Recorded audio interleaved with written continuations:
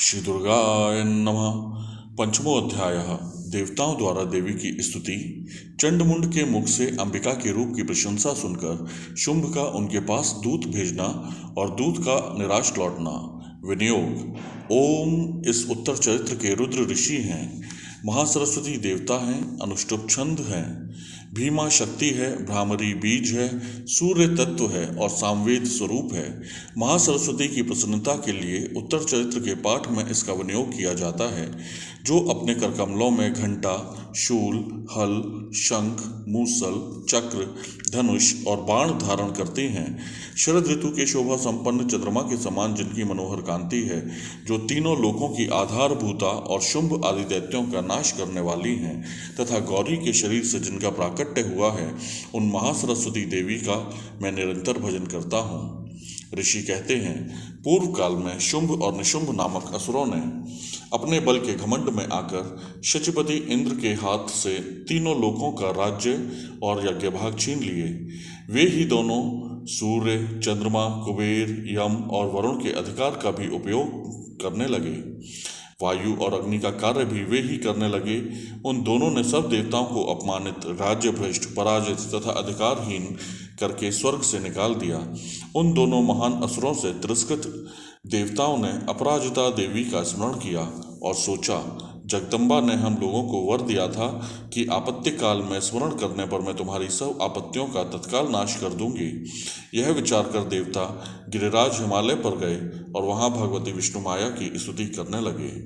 देवता बोले, नमो देव्य महादेव्य शिवाय सततम नमः।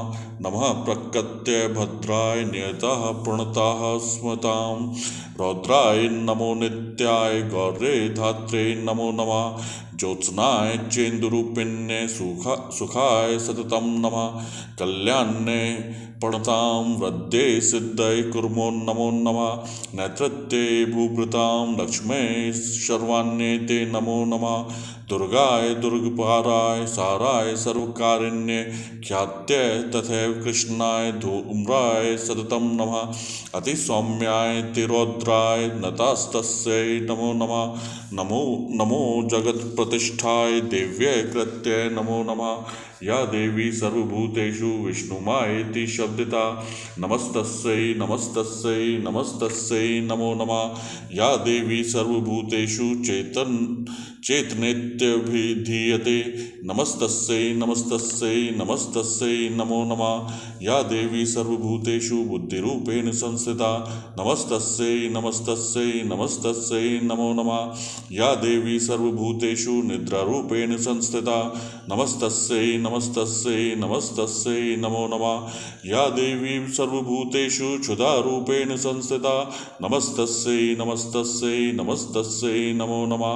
या देवी सर्वभूतेषु छायारूपेण संस्थिता। नमस्तस्यै नमस्तस्यै नमस्तस्यै नमो नमः। या देवी सर्वभूतेषु शक्तिरूपेण संस्थिता। नमस्तस्यै नमस्तस्यै नमस्तस्यै नमो नमः। या देवी सर्वभूतेषु तृष्णारूपेण संस्थिता। नमस्तस्यै नमस्तस्यै नमस्तस्यै नमो नमः। या देवी सर्वभूतेषु शान्तिरूपेण संस्थिता। नमस्तस्यै नमस्तस्यै नमस्तस्यै नमो नमः। या देवी सर्वभूतेषु जातिरूपेण संस्थिता। नमस्तस्यै नमस्तस्यै नमस्तस्यै नमो नमः। या देवी सर्वभूतेषु लज्जारूपेण संस्थिता। नमस्तस्यै नमस्तस्यै नमस्तस्यै नमो नमः। या देवी सर्वभूतेषु शान्तिरूपेण संस्थिता। नमस्तस्यै नमस्तस्यै नमस्तस्यै नमो नमः। या देवी सर्वभूतेषु श्रद्धारूपेण संस्थिता। नमस्तस्यै नमस्तस्यै नमस्तस्यै नमो नमः। या देवी सर्वभूतेषु कान्तिरूपेण संस्थिता। नमस्तस्यै नमस्तस्यै नमस्तस्यै नमो नमः। या देवी सर्वभूतेषु लक्ष्मीरूपेण संस्थिता। नमस्तस्यै नमस्तस्यै नमस्तस्यै नमो नमः। या देवी सर्वभूतेषु वृत्तिरूपेण संस्थिता। नमस्तस्यै नमस्तस्यै नमस्तस्यै नमो नमः। या देवी सर्वभूतेषु स्मृतिरूपेण संस्थिता। नमस्तस्यै नमस्तस्यै नमस्तस्यै नमो नमः। या देवी सर्वभूतेषु दयारूपेण संस्थिता। नमस्तस्यै नमस्तस्यै नमस्तस्यै नमो नमः। या देवी सर्वभूतेषु सर्वभूतेषु तुष्टिरूपेण संस्थिता नमस्तस्यै नमस्तस्यै नमस्तस्यै नमो नमः। या देवी सर्वभूतेषु मातृरूपेण संस्थिता नमस्तस्यै नमस्तस्यै नमस्तस्यै नमो नमः। या देवी सर्वभूतेषु भ्रान्तिरूपेण संस्थिता नमस्तस्यै नमस्तस्यै नमस्तस्यै नमो नमः। इन्द्रियाणामधिष्ठात्री भूतानां चाखिलेषु या भूतेषु सततं तस्यै व्याप्तिदेव्यै नमो नमः। चितिरूपेण या कृतस्नुमेतद् व्याप्य स्थिता जगत् नमस्तस्यै नमस्तस्यै नमस्तस्यै नमो नमः। स्तुता सुरैः पूर्वं भीष्टसंशयात्तथा सुरेन्द्रेण दिनेषु सेविता करोतु सा नः शुभेतुरीश्वरी शुभानि भद्राण्यभिहन्तु चापदः या साम्प्रतं चोदत्दैत्यतापितै रस्माभिरीशा चासुरैर्नमस्यते या च स्मृता तत्क्षणमेव हन्ति नः सर्वापदो भक्तिविनम्र मूर्तिभिः। और इस प्रकार ऋषि कहते हैं, राजन, इस प्रकार जब देवता स्तुति कर रहे थे उस समय पार्वती देवी गंगा जी के जल में स्नान करने के लिए वहां आई। उन सुंदर भौहों वाली भगवती ने देवताओं से पूछा, आप लोग यहाँ किसकी स्तुति करते हैं? तब उन्हीं के शरीर कोश से प्रकट हुई शिवा देवी बोली, शुंभ दैत्य से तिरस्कृत और युद्ध में निशुंभ से पराजित हो यहाँ एकत्रित हुए ये समस्त देवता यहाँ मेरी ही स्तुति कर रहे हैं। पार्वती जी के शरीर कोश से अंबिका का प्रादुर्भाव हुआ था, इसलिए वे समस्त लोकों में कौशिकी कही जाती हैं। कौशिकी के प्रकट होने के बाद पार्वती देवी का शरीर काले रंग का हो गया, अतः वे हिमालय पर रहने वाली कालिका देवी के नाम से विख्यात हुईं। तदनंतर शुंभ निशुंभ के भृत्य चंडमुंड वहां आए और उन्होंने परम मनोहर रूप धारण करने वाली अंबिका देवी को देखा। फिर वे शुंभ के पास जाकर बोले, महाराज, एक अत्यंत मनोहर स्त्री है जो अपने दिव्य कांति से हिमालय को प्रकाशित कर रही है। वैसा उत्तम रूप कहीं किसी ने भी नहीं देखा होगा। असुरेश्वर, पता लगाइए वह देवी कौन है और उसे ले लीजिए। स्त्रियों में तो वह रत्न है, उसका प्रत्येक अंग बहुत ही सुंदर है तथा वह अपने श्रृंगों की प्रभा से संपूर्ण दिशाओं में प्रकाश फैला रही है। दैत्यराज, अभी वह हिमालय पर ही मौजूद है, आप उसे देख सकते हैं। प्रभु, तीनों लोकों में मणि, हाथी और घोड़े आदि जितने भी रत्न हैं वे सब इस समय आपके घर में शोभा पाते हैं। हाथियों में रत्नभूत ऐरावत, यह पारिजात का वृक्ष और यह उच्चैश्रवा घोड़ा, यह सब आपने इंद्र से ले लिया है। हंसों से जुता हुआ यह विमान भी आपके आंगन में शोभा पाता है। यह रत्नभूत अद्भुत विमान जो पहले ब्रह्मा जी के पास था, अब आपके यहाँ लाया गया है। यह महापद्म नामक निधि आप कुबेर से छीन लाए हैं। समुद्र ने भी आपको किजलकिनी नाम की माला भेंट की है जो केसरों से सुशोभित है और जिसके कमल कभी कुमलाते नहीं हैं। स्वर्ण की वर्षा करने वाला वरुण का छत्र भी आपके घर में शोभा पाता है तथा यह शेष रथ जो पहले प्रजापति के अधिकार में था अब आपके पास मौजूद है। दैत्येश्वर, मृत्यु की उत्क्रांतिदा नाम वाली शक्ति भी आपने छीन ली है तथा वरुण का पाश और समुद्र में होने वाले सब प्रकार के रत्न आपके भाई निशुंभ के अधिकार में हैं। अग्नि ने भी स्वतः शुद्ध किए हुए 2 वस्त्र आपकी सेवा में अर्पित किए हैं। दैत्यराज, इस प्रकार सभी रत्न आपने एकत्र कर लिए हैं। फिर जो यह स्त्रियों में रत्न रूप कल्याणमयी देवी है, इसे आप क्यों नहीं अपने अधिकार में कर लेते? ऋषि कहते हैं, चंडमुंड का यह वचन सुनकर शुंभ ने महादैत्य सुग्रीव को दूत बनाकर देवी के पास भेजा और कहा, तुम मेरी आज्ञा से उसके सामने ये बातें कहना और ऐसा उपाय करना जिससे प्रसन्न होकर वह शीघ्र ही यहाँ आ जाए। वह दूत पर्वत के अत्यंत रमणीय प्रदेश में जहाँ देवी मौजूद थी गया और मधुर वाणी में कोमल वचन बोला। दूत बोला, देवी, दैत्यराज शुंभ इस समय तीनों लोकों के परमेश्वर हैं।